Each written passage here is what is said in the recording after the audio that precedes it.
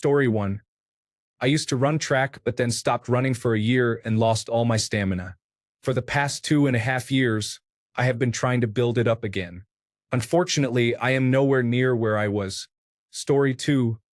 Obesity and lack of exercise can be challenging. I have lost 120 pounds and now work out 6 days a week. Everything is better. It's like a new life. Story 3. It didn't ruin my life. It made me very comfortable with not trying and content with sitting around watching television and movies, gaining weight and feeling overall malaise. I still love cannabis, but I don't buy it anymore. If I am at a party and someone has a joint, I will definitely partake. However, I know that if I buy it, I will sit around, eat, watch television, and do nothing for days or weeks at a time. It definitely had an effect on my cognitive function too. I used to be very sharp and quick-witted, and I still am to an extent, but I feel like I lack the quick cognition to express myself concisely and sometimes feel like I come off as a bit foolish. That could also be residual symptoms from a previous illness, but I have noticed a slight improvement since I stopped using it a few months ago. Story 4. Probably a cliché answer, but drinking, at least excessively, has been an issue for me. I went fully sober for a few months, received some therapy, and it has been very eye-opening. I come from a long line of borderline alcoholics and actual full-blown alcoholics, and realizing that I could break that cycle has made a huge improvement. Story 5. I was searching for love when I should have been finding new ways to love and appreciate myself. I am single now and doing better because I finally chose myself. However, I wish I had chosen me sooner instead of seeking validation from someone else. Story 6. Holding on to past trauma has ruined jobs, friendships, and relationships. I lost my house, etc. Don't let that negativity occupy space in your mind. The world is vast and full of opportunities. It costs so much to carry that burden with you and miss out on amazing experiences and people. Story 7. Heroin, from 2012 to 2022. I almost died in the hospital from a blood infection, which led to a stroke and required 2 heart valves to be replaced. I spent several years homeless while using, and that represents the lowest point in my quality of life. Story 8. The hatred I have for my half-brother. He was a terrible person in his teenage years and continued to be so into his 20s. I stopped talking to him completely. The things he confessed to doing are things I wish I had never heard. Years later, he would steal my inheritance, which only increased my hatred for him. Anytime his name came up, or I heard someone talking about him, immediate thoughts of rage would arise in my mind. It wasn't until recently that I began to realize how many years I wasted by considering him my number one enemy. That person occupied my thoughts completely. Story 9. I worked a job where I felt devalued. I began to believe the problem was with me and lost a great deal of confidence. Story 10. Working variable shifts takes a toll on your health. Transitioning sleep patterns is the worst. Your body doesn't adjust to any consistent sleeping pattern, leaving you always tired. A significant side effect for me was weight gain. Story 11. Alcohol and coffee. I still drink coffee, but to a much lesser extent. I have spent so much money on alcohol that it is not even funny. Story 12. Anxiety. I am on the right track now, but I missed out on some incredible opportunities that could have altered my life and important milestones in my teens and 20s, all because I was scared. Story 13. Bad posture from using my phone and working at the computer has caused me a lot of pain and discomfort. Once you get used to it, it becomes difficult to correct. Story 14. Codependency and not allowing myself to speak my truth. I am just now starting to come out of this. It is painful when you realize how much time you have spent trying to please others, when all that energy could have been used for self-improvement instead. Story 15. Alcohol affected me for years. I am in recovery now, approaching 8 years on September 4th, 2025. I am proud of my progress but remain humble.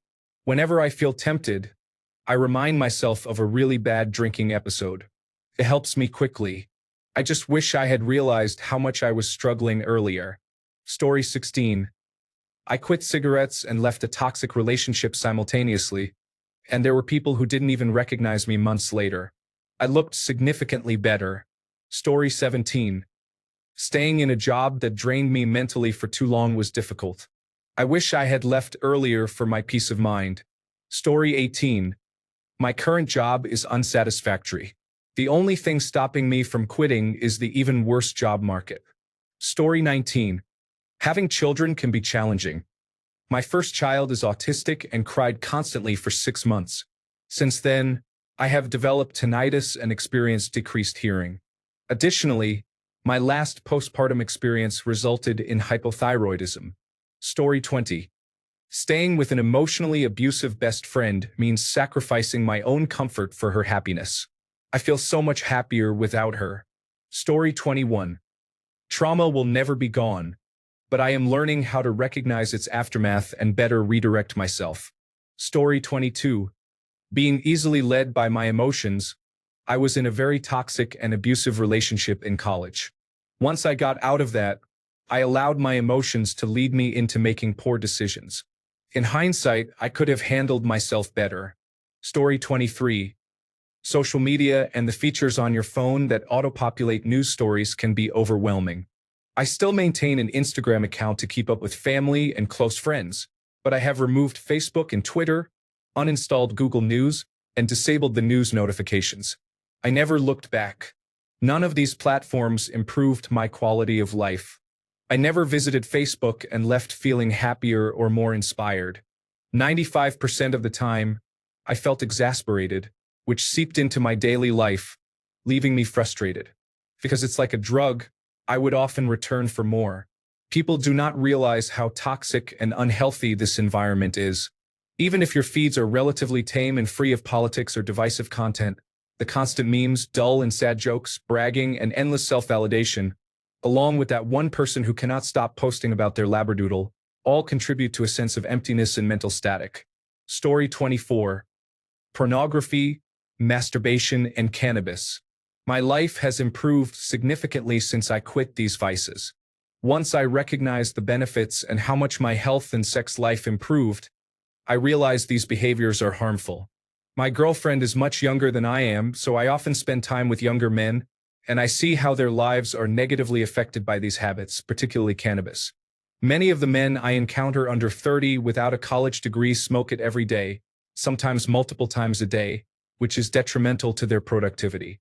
I worry for these young men as there are few good role models for them. Story 25.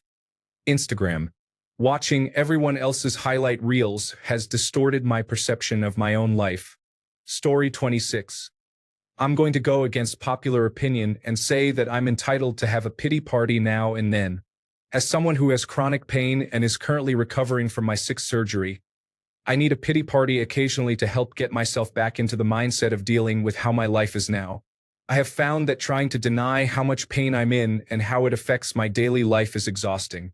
I am allowed to be angry, frustrated, and sad about what my life was compared to now.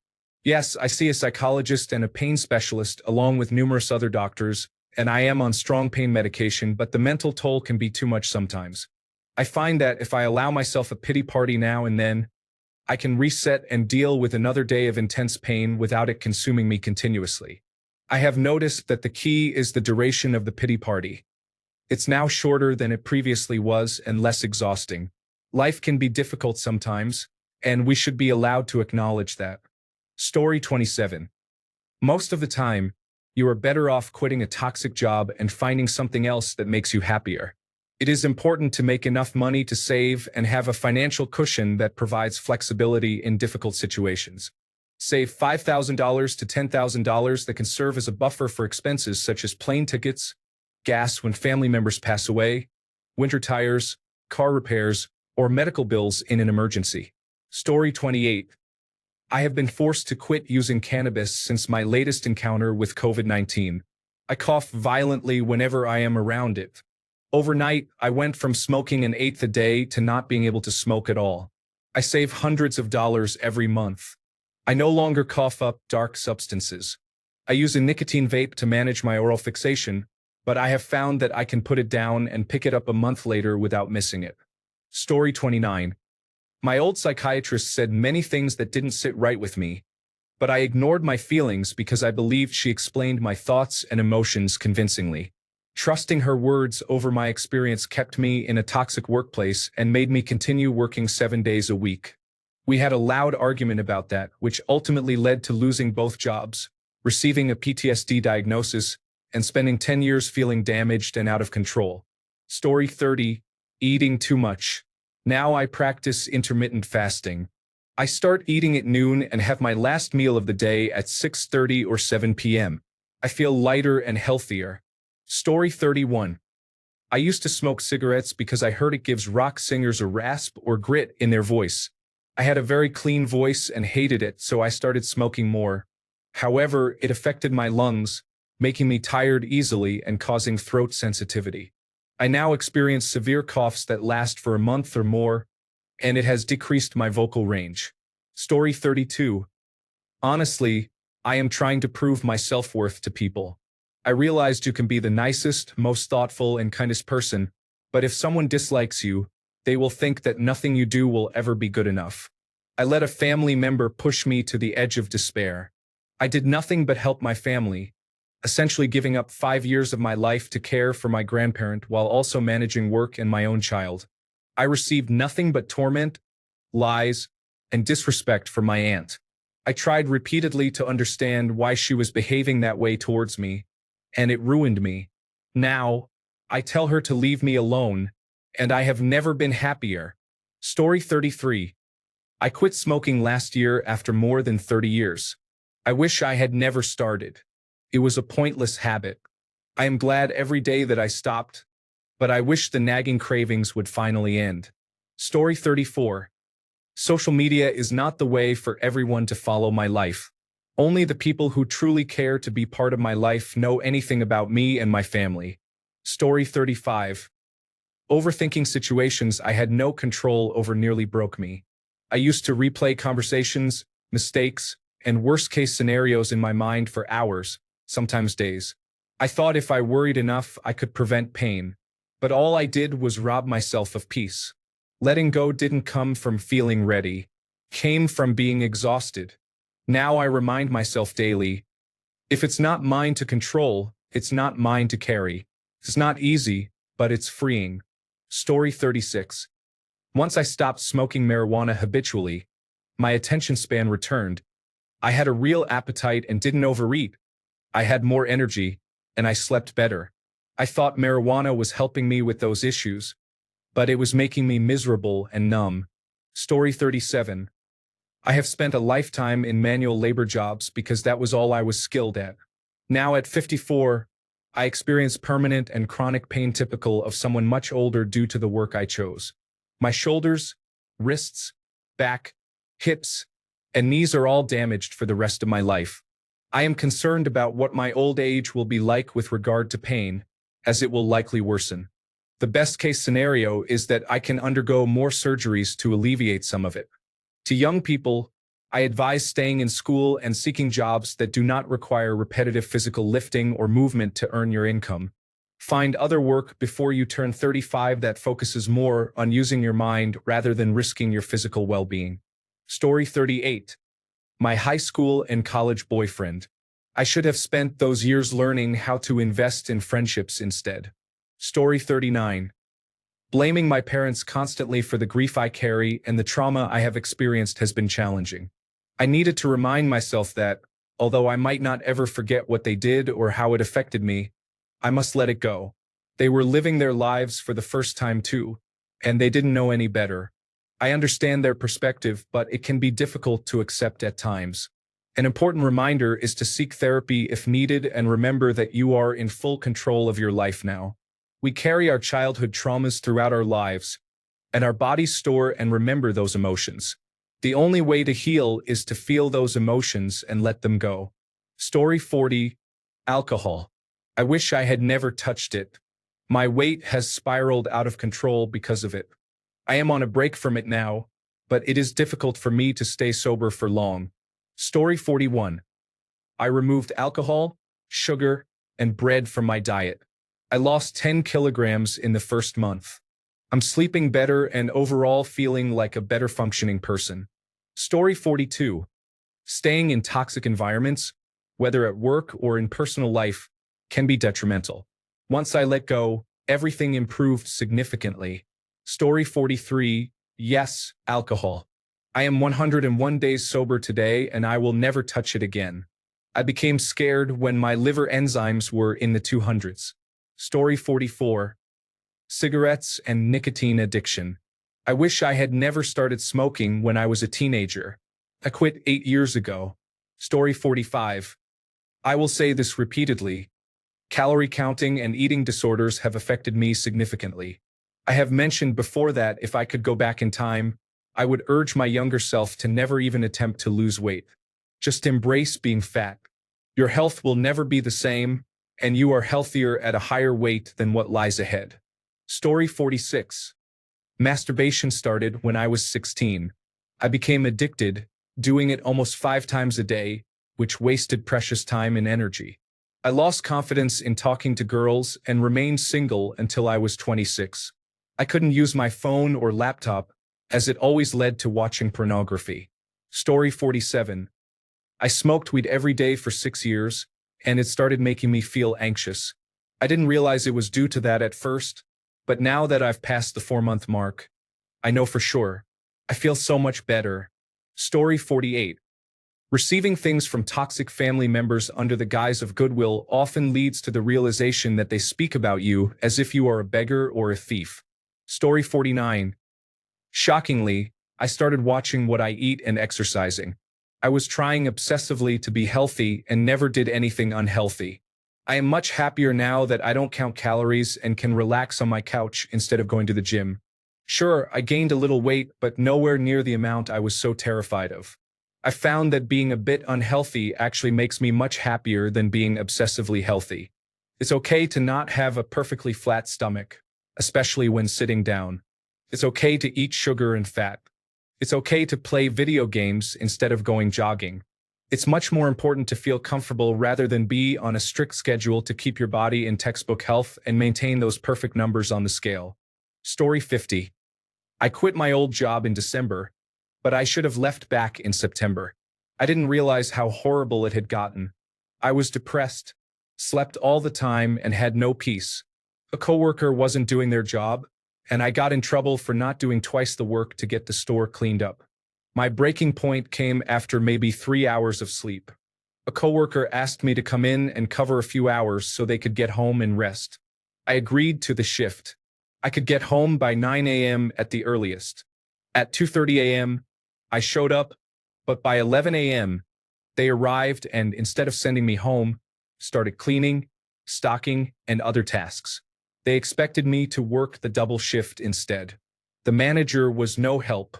By 2 p.m., I was stressed out and exhausted. At 2:30 p.m., I ended up having a non-visual seizure.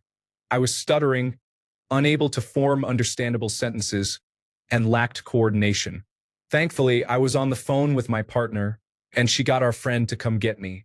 I returned to work for my normal shift 24 hours after that incident, and a coworker I had relieved from the double shift was telling everyone I faked my seizure. The manager came by, not to check on me, but to talk to the coworker who had been spreading rumors. I quit, collected my things, and haven't looked back. I cried because I loved that job, having been there for almost 6 years. Story 51. It is amazing how you stop objectifying people when that content isn't in your mind. It negatively affects many areas of life and contributed to the downfall of my marriage. Story 52. Being polite and not setting boundaries can lead to losing significance and self-worth. I believe in showing kindness whenever possible, but this has resulted in people taking me for granted. They feel free to comment on me as they wish because I do not respond harshly and take it as a joke. Establishing boundaries is a challenging task.